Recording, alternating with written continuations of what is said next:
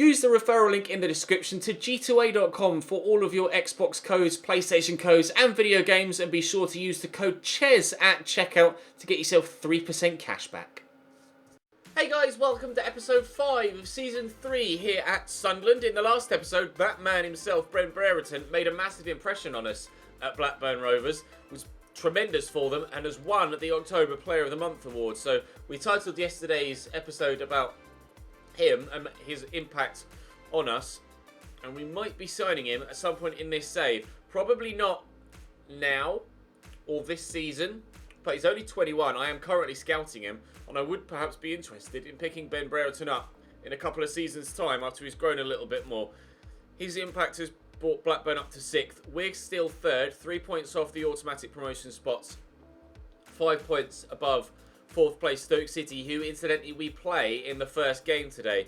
We also play playoff chasing West Brom and Millwall in today's episode 2, so we shall simulate the home game against Preston, who are down in like 17th or something, and we'll wait and see what happens next. But fingers crossed, we can start with a good performance here against Stoke. We played a side that regularly play in red and white yesterday in Middlesbrough, and we beat them. So let's go and do that again. So we're here against Stoke, and maybe today will be the day that we break into that top 2. We'll just have to wait and see. Drop the video a like if you enjoy. Make sure you subbed as well so you don't miss out on any more of this series as we hopefully progress towards the Premier League. And I'll see you in the game against Stoke. Hello, we're really high pitch there. Here's a Tabo on the edge of the box. Lined up for a shot and faked it. Ryan Woods will pick up the loose ball, and Imbula. This is good football. Keko, Imbula, Woods. Trying to just put bodies in front of them, but it's not really working that well. It's great possession play by Stoke, but so far we've stood firm.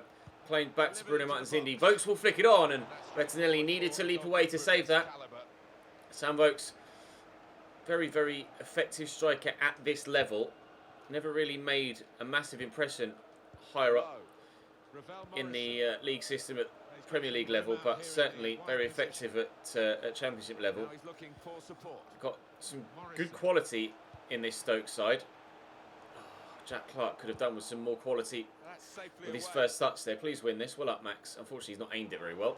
Oh, we might still end up with possession. No, still haven't. No, Sean Maguire will win it back. Oh, dearie me. Oh, reverse just broken free there as Ravel Morrison tries to get it under control. This is a scrappy game so far. As I'm talking about the quality they've got in their side, it's been a really scrappy opening highlight here, but that's cleared away. Low, I tried to knock that down to Yearwood, but it was a terrible pass. And Vokes will look over the top there for Villalba. He's going to get on the end of this, but he's only little, and Max Lowe is not massive himself, only 5'9", but he's able to get the ball off him. Just able to keep that away from the Stoke man there. If Jamal Lowe can make me a positive run, I could try and slot him in. Get that to Sean Maguire. And there's Lowe, and Ravel Morrison can't get it under control. Is that a free kick? It's not. Half an hour played here. Stoke with the only real chance of the game so far with that header from Sam Vokes. Trying to create something else themselves, and I'm trying to create something for the first time as well. But so far, both sides defending really, really well. Keko offside into Jamal Lowe. There's Maguire. Jamal Lowe's going to go again, and he's found well. Our first chance will not end with our first goal. Scuffed wide from Jamal Lowe. Really good movement, and got himself in a great position, but didn't finish it, and he immediately knew he'd ballsed that up. See him throwing himself to the floor with hands behind his head. That was the first clear-cut chance of any kind we've had in the game to this point, and we've missed it. Get the feeling against this Stoke side, who've been very resolute defensively so far and good in possession, I am going to have to take the chances I create, because we're not going to get the chance to create many, and they're going to continue to dominate proceedings. And they may even be going 1-0 up here. No, James Justin clears well. Ryan Woods straight at Bettinelli. Clark with the throw. Short there to Max Lowe. To Ravel Morrison to look for Jamal Lowe. Finds only Ep5. Cannot break Stoke down in this game. So far, this season, this has been the toughest test with regards cracking an opposition open. They haven't been amazing offensively.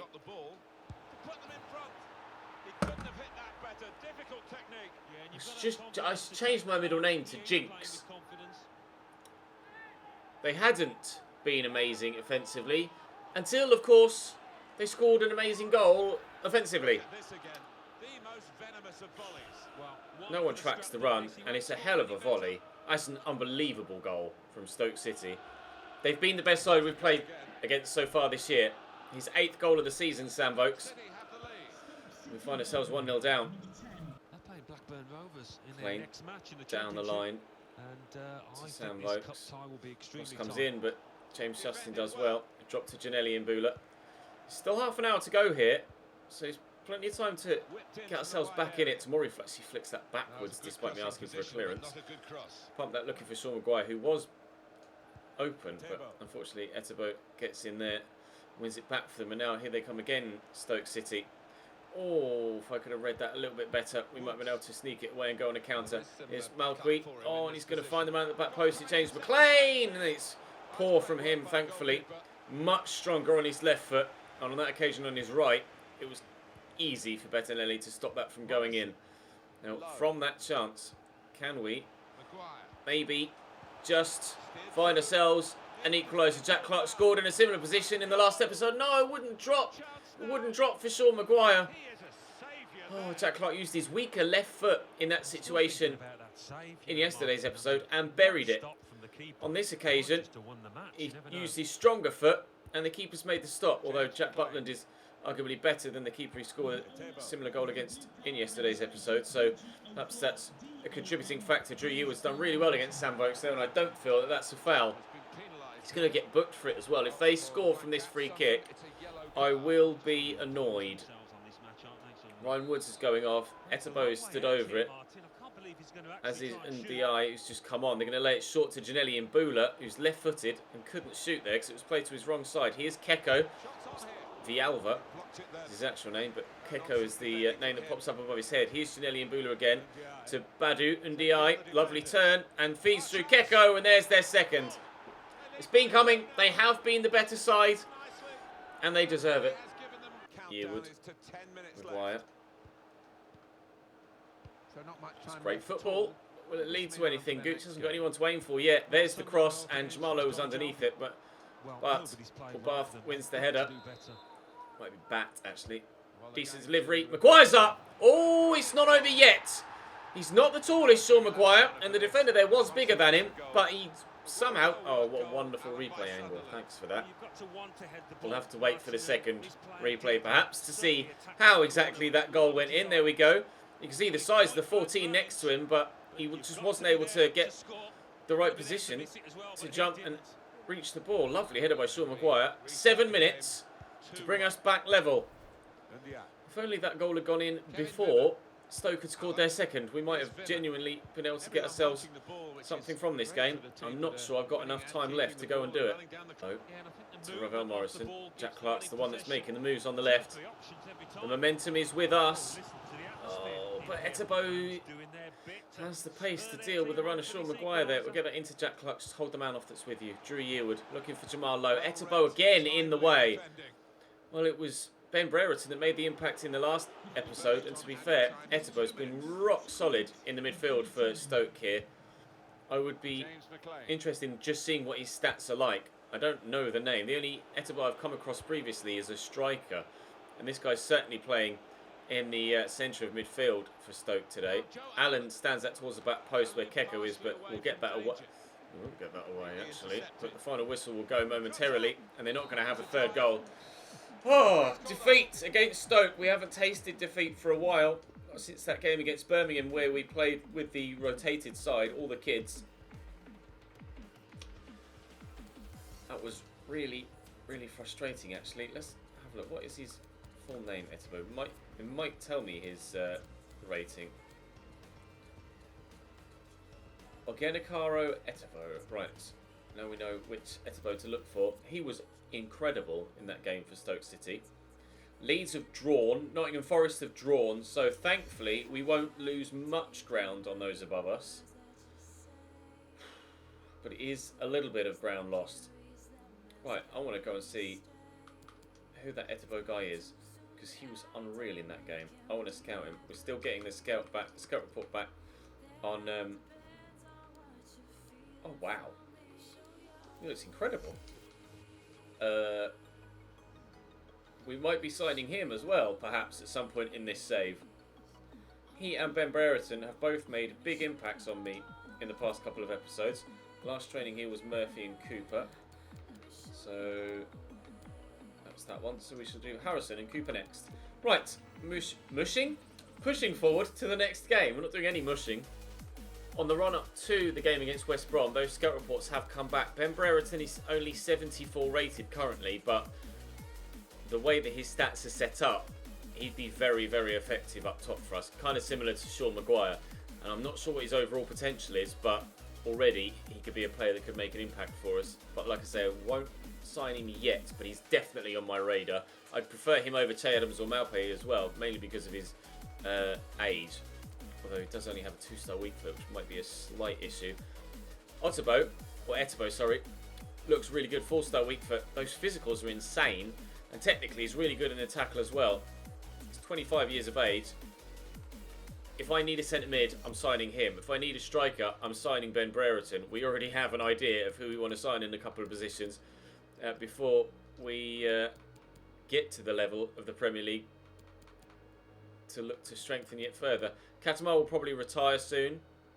What is he, 32? Leadbitter will probably retire soon as well. We've got Barley Mumba, who's still only 19, but not really advancing as fast as we might like. Got some international duty at the moment, which I thought in the Championship we shouldn't have to deal with. I'm not sure what international competition is going on at the moment, but at Championship level you're supposed to get international breaks. So I'm not entirely too sure why half my team are unavailable. Sean Maguire and Lyndon Gooch. So Irish and American. And a Scot in McLaughlin. An Irishman in Jimmy Dunn. What are Scotland and America and Ireland doing? They should be available. I should have an international break. I'm in the Championship. That's infuriating. Well, the chance for some players that have been sat on the sidelines to have a go then in this game. Ed Murphy will get the option on the right hand side. George Harrison will come in up top. Baldwin's the man that's been drafted in by default, and we might as well go with him. Actually, let's put Barley Mumba on the bench ahead of Ratiu, just to maybe give Barley Mumba a chance as well. Alright then, well, against a side that are decent, on the back of a defeat, we're weakened. Not positive about this one. Livermore. Through the gap to Morrison. Livermore again, around the corner there to Jay Rodriguez. Out to Jonathan Lecco, crossed into the middle, and James Justin gets up to head it away. West Brom not hanging about. They certainly mean business here. They're chasing a playoff spot of their own. That's a beautiful ball through though by George Harrison, and Jamal Lowe. Oh, he's getting just hounded and surrounded. That was like an action movie where they say, "Come out now, you're surrounded." I just had absolutely nowhere to go there with Jamal Lowe. I do think that was a lovely ball by George Harrison, but I do think this is going to be a really difficult game now. Yeah, we're only missing 2 players, but they're 2 of my most impactful players in the starting lineup. Lyndon Gooch is a vital part of my creativity, and Sean Maguire is a vital part of my scoring. And they're a really good side, West Brom. Etienne could cross this and has done. Tamori heads behind, but only for a corner for the Albion. Let's see if we can get rid of it first. Jake Livermore will deliver the set piece. It's a really good one. It will find Morrison, but thankfully he heads it straight at Bettinelli. Nod this down, please. Oh, calmly done by George Harrison. Confidently done as well. He's got great confidence for such a young player, George Harrison. He's always doing little flicks like that. Here's Etienne Jr. Down the line there to Townsend, who's racing on in front of him. Around the corner to Jake Livermore.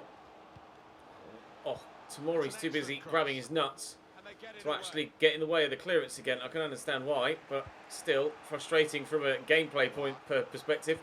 Play that early for George Harrison here, who does have decent sprint speed at 78. I'll lay that into Drew Eward again, who gets it under control and finds the top corner superbly. Not much power on it, but it floats up into that left-hand corner. And again, it's the accuracy of the effort from Eward on the edge of the box, not necessarily the shot power itself that finds the back of the net. Lovely run by George Harrison, who turns well and just lays it into his stride. I thought for a moment, when I took that first touch, the defender there was going to take it away from me, but he hesitated, and that moment's hesitation has given Drew Yearwood the opportunity to rifle that straight down the back of the net. 34th minute, we are in front here at the Hawthorns. Tackled by Yearwood. Oh, ref. It's not a foul.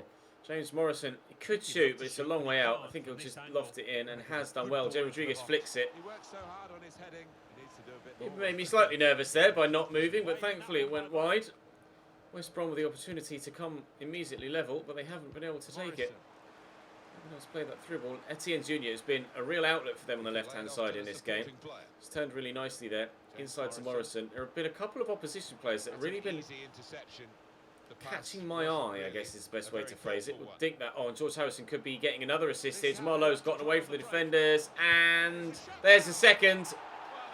George Harrison didn't have the impact at the beginning of the season when we were missing Jamal Lowe alongside Sean Maguire, but replacing Maguire alongside Jamal Lowe, George Harrison is actually having a very good game here. 2-0 at the Hawthorns. Good header by Justin. Murphy helps that onto Lowe. He's been quiet in this game actually, Ed Murphy. He's barely had anything to do so far. Try and get him involved here if we can. Little ball in there to the Ravel Morrison. Jamal Lowe will pull that back to George Harrison. Oh, I like that finish, sir. This is hands down George Harrison's best game of his career. That finish. It's very rare that you even see finishes like that. I don't know whether it took a deflection that meant it arrow into the corner like that, but no, that's just an exquisite finish from a youngster that is showing a lot of promise. That's really beautifully done from George Harrison. 2 assists and now a goal as well. What a game for the youngster. Murphy. Back to Drew Yearwood. It was meant for Ravel Morrison, but as was that. Never mind. Ravel will have the effort. Oh, good save by Sam Johnston. Nice effort there, actually. He'll take the corner himself. Can Ed Murphy win that? Not even Tamori can win the header. It's been a polar opposite game to the one against Stoke. It's exactly what I needed to restore my confidence in this side. To be fair, it's all been about George Harrison. He's been phenomenal in this game. You'd have thought he was the league's top goal scorer, not the man that he's replaced in the starting lineup. This interception there by Max Lowe. We could yet have a... Oh, that was terrible by Jamal Lowe. Could yet have a 4th goal here. Around the corner to Drew Yearwood. There is Jamal. Arriving is Ravel Morrison. Oh, we have got a 4th right in front of those travelling fans. This is turning out to not only be George Harrison's best game of the season, it's turning out to be our best game of the season as a team. 4-0. And I am as well. The ball over the top by Wilson, looking for Phillips. Brought down. There'll be a throw now after the tackle. Throw for West Brom. Wilson gets it to Lecco and gets it back from Lecco too. Best of clearances from Tamori there, to be fair. Could have quite easily headed that upfield. Oh, well, that's the most outrageous cross I've seen for a while.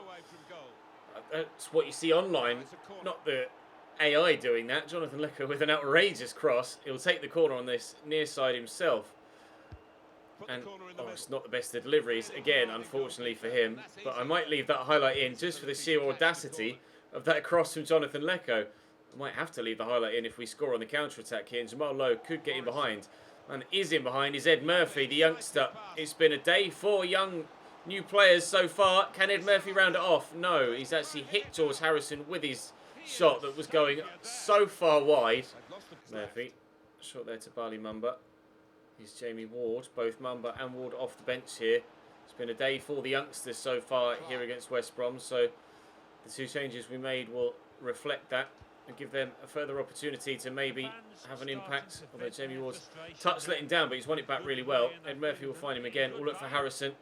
Couldn't get there to have a first-time effort, but Carl Bartley can only hack away. I'll throw that short there to Jamie Ward. I'm trying to get him to come towards the ball to ensure we keep possession. Barley Mumba's in a bit of space there. And he's only little Barley Mumba, so I'm going to have to play this off. I don't fancy him in a physical encounter. Oh my God, George Harrison's finishing. 2 of the highest quality strikes you will ever see from a teenager.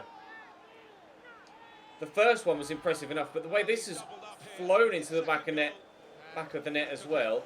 Takes a touch, and it's just accuracy. His finishing stats aren't that high, George Harrison, but he's been deadly today. Really stunning finishes. I'll have a quick look at his stats here. George Harrison, 84 jumping. His physicality is decent. Finishing is only 65. Long shots is 77 though, and perhaps that's had an impact. High shot power at 82. Certainly a player for the future. Maybe we won't need someone like Ben Brereton. The players we have currently might well be good enough for the Premier League by the time we get there. Whether we'll get there this season or not, we're unsure, but we'll certainly be one step closer with a 5-0 win here against West Bromwich Albion, with the simulated game against Preston coming up, and then a game against fellow playoff chasers and promotion chasers Millwall at the end of the month. We've still no idea whether we will sneak inside that top 5, a top 2 even.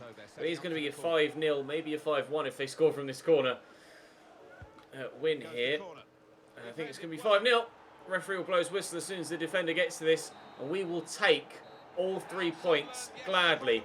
That's hands down the best performance from the team this season, and hands down the best individual performance, not just of George Harrison's career, but of arguably any performance from any individual in any game in the 2.5 seasons we've done so far.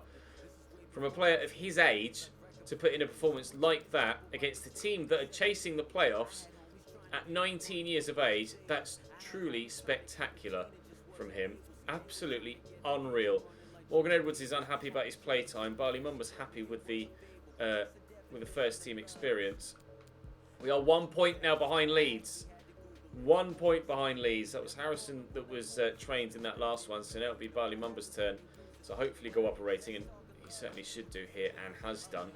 He's got the potential to reach 80, Barley Mumba, so genuinely could become an extremely good player. It just might take him quite a while to get there. We shall wait and see how he is at the end of Season 3. He's grown by like 2, 3, maybe 4 stats per season at the current rate. So he's getting there, but it might be Season 5 before he's actually even threatening the first team, by which point maybe an 80 rated player might not be what we're looking for. Harrop gives Preston a 1-0 lead early on, but Drew Yearwood pulls us back level in the 19th minute. As we push towards half-time, hopefully we can get ourselves in front, which we can't do. Leeds are playing Forest. Look at that bottom right. I might be in the way. Silla gave Forest a 1-0 lead after 37 minutes. So the top 2 playing each other. This might be our opportunity to get into the top 2 positions. I think it may well have been. Depending on goal difference, we might now be above Leeds United. And indeed we are. Above Leeds United and into the automatic promotion spots for the first time this season. Nottingham Forest are still unbeaten so far this season. Leeds have, after winning 10, now won 1, drawn 2 and lost 5. Just 5 points in 8 games for Leeds United. That's lower mid-table, if not relegation form. Not title-winning form. Sheffield United are up to 13 now, but still look like they cut adrift. Luton and Brentford battling it out there. Norwich challenging to stay in the division as well. Some big teams underperforming this season. Some big teams performing this season as well, with Forest and Leeds and ourselves. Barley Mumba had the training last time. This time it will be that young left-back Edwards, who does look like he's going to become a very good player. So I think we've been really lucky with the youth players. Initially, I wasn't too impressed with my crop from the youth academy, but Ward looks like he's going to be good. Obviously, Harrison is looking good. Ed Murphy's probably, hopefully, going to develop quite well. We have Harrison Green that's supposed to be incredible. Bennett was rock solid whenever he's played. Edwards looks like he's going to be a capable left back as well, or wing back to play on either side. I'm really, really pleased with how this Sunderland team is coming along. And I'm very pleased as well that we made the decision to not flood the team with new signings this year. We've still got loads of money available to us, over £16 million. But the youngsters so far are doing the job, and they deserve the chance. And I will continue to give them the chance until they're quite simply not good enough, I think. We could really raise massive amounts in the budget as well over the course of a couple of seasons. If we aren't spending that much money, we could genuinely do a Tottenham and still perform with the side that we have. I'm going to have to stop recording now to go and stream. So I will record this next game against Millwall for this episode, but I might be wearing something different the next time I cut. I'll see you in the game against Millwall. In there to O'Brien. Wallace, cross can come in and does. We'll win that header with Max Lowe comfortably. It'll drop here to Romeo. Hutchinson, former Chelsea youngster, over the top. We'll win that header, please. One on James Justin. That was supposed to go all the way forward to Jamal Lowe, but never mind. We found him anyway. Jack Clark is there out wide. And George Harrison has gotten the start here, rather understandably, after his performance in the last game. So we'll see if he can do it for a second game in a row. That pass was not meant to go there, but it's still going to drop here to Jamal Lowe, who will find Ravel Morrison, who finds the back of the net with a wonderfully clean strike. Sunderland 1, Millwall 0 in the 13th minute. Perfect start for us here again. Had a number of early goals in quite a few games recently. This side is really starting to find its feet. Really poor pass from Jack Clark, but we worked it well. And keeper had to wait just in case it took a nick off the defender. It might have done actually. Did it? Yeah, it did, but it just knocked it lower rather than deflecting it left or right. It was already on target. We'll take it. Ravel Morrison makes it Sunderland 1, Millwall 0. Let's go. Bradshaw out to O'Brien. And the overlap here is Wallace. He's in behind well. Decent delivery too. Hopefully Lowe wins the header, but it's going to drop here to Romeo. Thompson is in. Stood up well again, but keep crossing it, Millwall, and they keep not finding anyone. Oh, you lucky sons of bitches. That falls straight to Tom Bradshaw. After the block from the defender, and he'll have had easier chances, but not many. It's great reactions to have that first touch. And in the same motion, touch with the right, and then before the ball hits the floor, volley with the left. Stunning goal. Stunning goal from Tom Bradshaw. Millwall a level. Hutchinson through the gut there to Thompson. And again, Steve Reich from the Millwall man. Thankfully, Bettinelli right behind it. Jack Clark will play that forward to Harrison, who knocks it down really well. As ever, superb hold-up play from George Harrison. Unfortunately, as ever, poor passing from Drew Yearwood. Sam Hutchinson on the way forward again, but he's been poor in the past this time. And now Lowe could set Harrison away if we can find the right pass. Maybe Harrison can set Lowe away again, trying to get away from Cooper. He scooped that pass, it will fall to Jack Clark, but we'll take the free kick. The defender might be in trouble here. No, we've got a free kick in a promising position. Ravel Morrison has the best free kicks in our team, so we'll give it to him. And we'll see if we can score a second dip. It would not. Bradshaw, short to Thompson. Bradshaw again. Picked off by Jamal Lowe. Max Lowe, sorry, just gets the ball first. Morrison, see the run being made by Lyndon Gooch. It's a beautiful ball out to him by Ravel Morrison, who's certainly having a better season this year than last. We'll stand it up towards the back post where Harrison's waiting, but Hutchinson's the man in the way. Really good position taken up by George Harrison there. Lovely delivery here and flicked away by Cooper. It'll drop to Jamal Lowe. Why not? Oh, keeper didn't deal with that very well, but palmed away at least. And Romeo will clear it for Millwall. Nervy times at the back for our hosts there. That's a superb ball through if it weren't for Stephen Corker's ability to read the play. The man running in front of him, Tom Bradshaw's already scored one good goal today, forcing him wide so that he doesn't score another. Really well blocked, and I've been lucky that that deflection fell to me because there were a number of Millwall players around there that could have snapped that up. Morrison, oh, it's not the pass I asked for. I wanted to play it around the outside of the defender rather than the inside. We will start tomorrow's episode with a game against the league leaders Nottingham Forest, so I'm very much expecting a difficult game there, but we've had some difficult games today as well. Losing against Stoke, and so far drawing against Millwall. Win that header, well up James Justin. Jed Wallace across to Sandro Manuel. Still pushing here Millwall, 20 minutes to go, another good ball in. Again, unfortunate not to find a teammate, but Stephen Corker and Tamori continue to dominate aerially, as they have done from day one this season.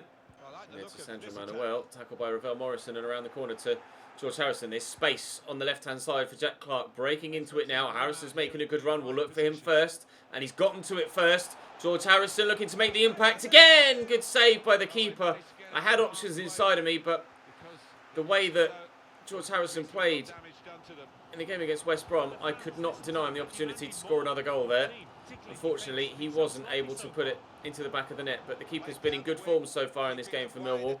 And with just 5 minutes to go now, it looks like we're probably going to end up with a point apiece, unless Drew Yearwood can find Lyndon Goots here, who can look for a man in the middle again, but it's a brilliant tackle by Wallace. Superb stop by the defender. Millwall earning themselves a point here, and they've worked hard for it, and I can't deny them it either. They've definitely earned a share of the spoils. There's the final whistle. It is a share of the points apiece, 1 each against Millwall in goals and points. They fought hard in that game, and you can tell from the stats, there or thereabouts with possession, both created the same amount of chances. Pass accuracy was exactly this, or was 1 different in their favour. Really even game against Millwall. We've had some tough games today. Stoke was very difficult. We lost. Millwall was quite difficult. We drew. West Brom, on the other hand, they've just lost 3-1 to Stoke, who we lost to earlier on. So West Brom not in the best of form so far today. 5 goals conceded in their last 2 games. Sorry, 8 goals conceded in their last 2 games after conceding 5 against me. So we are, well, 7 points behind Nottingham Forest in the league right now, and still level on points with Ipswich. But we do play Nottingham Forest in the first game of tomorrow's episode. Nice to see Harrison Green going up in rating as well. Continuing to train George Harrison in the 1 remaining slot there. It's pointless training a striker's defending. I don't have anything else I can train than defending with all the other slots filled. So Nottingham Forest will start us off in tomorrow's episode. Youth Squad monthly report here still for Reece Bennett. Just 5'7". I'm just going to release him. And I just don't think Dylan Robinson's going to be that good either. So we will concentrate on the youth players we have currently. And then hopefully see the rest of this season out comfortably, either in the playoffs or in that top 2. But look how close it is actually for that second spot. 36, 36, 35, 34, 34. Millwall are only on 30, so not too far behind, but 2 points separate second from 6th. It's going to be a real hard slog to get that second place if we're destined to get it. If we can beat Forest in the next game, we might stand a chance of winning the title. If we lose to Forest, then I think, even at this early stage, Nottingham Forest might run away with it. They actually play them in January as well. It'll be a busy month of December, busy month of January, and the FA Cup to come into the equation too in January as well. So we shall save it for there now. Thank you very much for watching this episode, guys. Do make sure you subscribe to the channel so you don't miss out on tomorrow's. Will be the last one before the January transfer window. Drop the video a like if you enjoyed watching, and I'll see you next.